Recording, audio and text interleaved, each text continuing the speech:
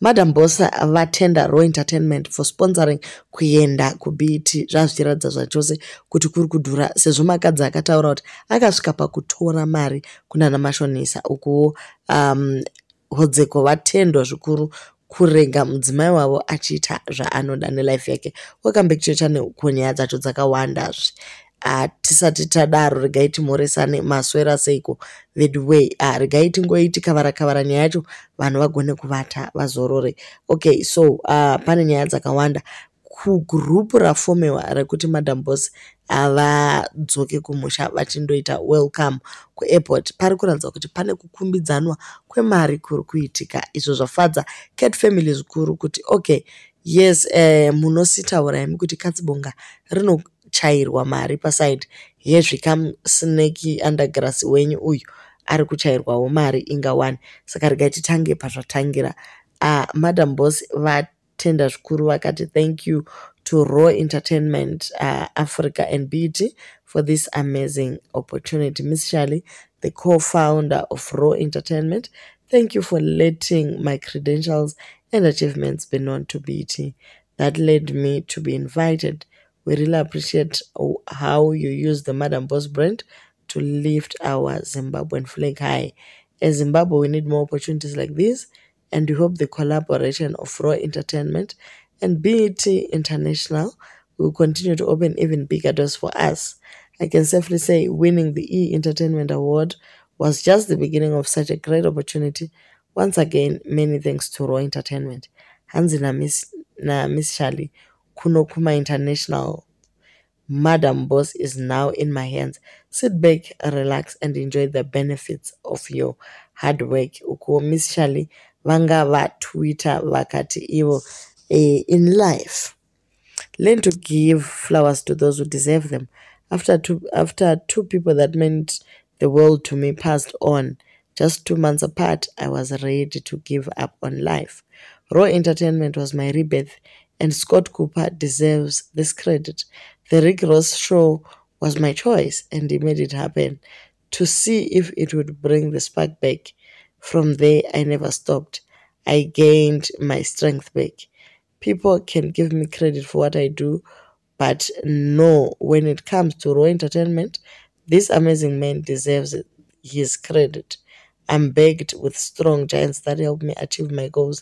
I appreciate you, Lion. He might ask me to delete this.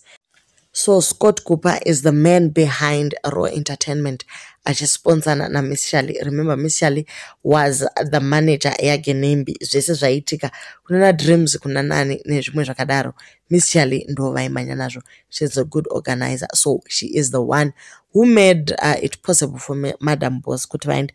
Musakangamuka kuti vakambonyora nyaya yavo yavachiti I'm trying to calculate mari yandakashandisa kuenda kumaBET, ndakatenga air ticket $7,000, hotel $800 per night for 5 days 4.8, kugara padhuze nemacelebrity 15,000, dinner with the celebrity haizi 20k renaimi, shopping maybe nchada 10k, total 100k. Hapa kaipa kana kuri kuda zvinhu kwacho apo ndinoroja.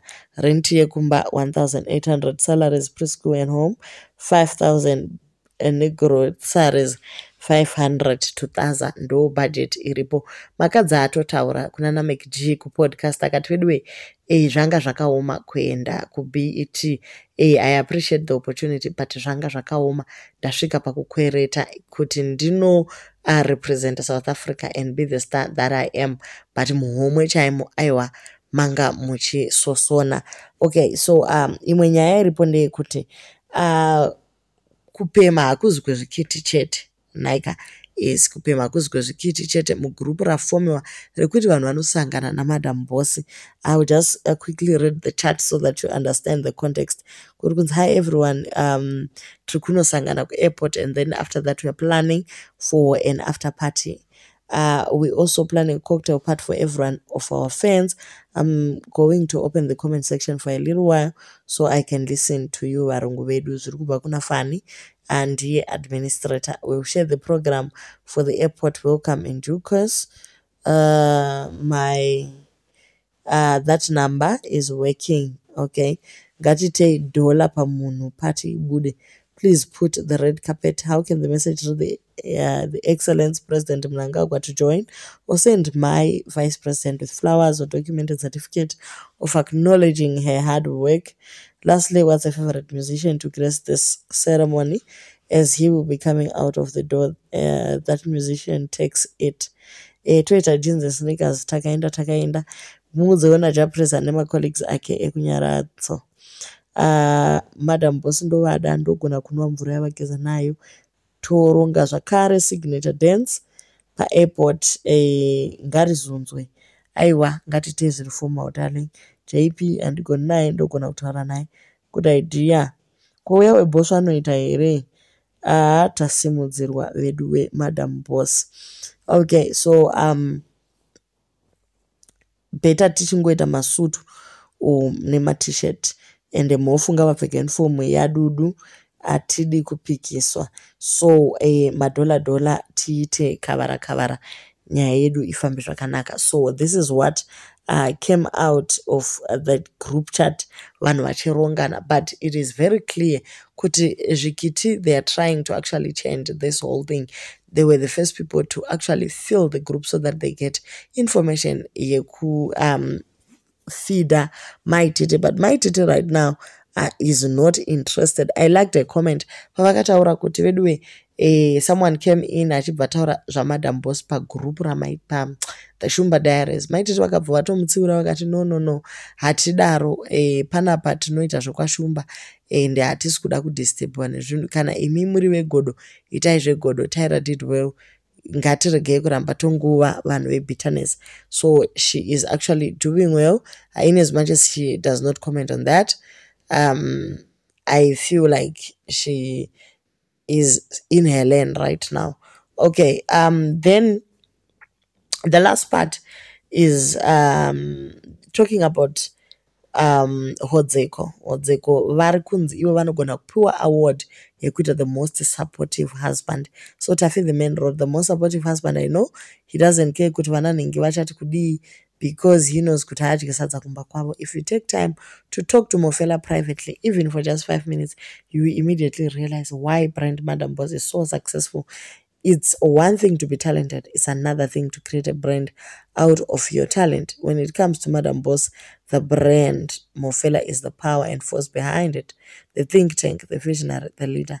I'm not saying this out of observation. I've witnessed this firsthand.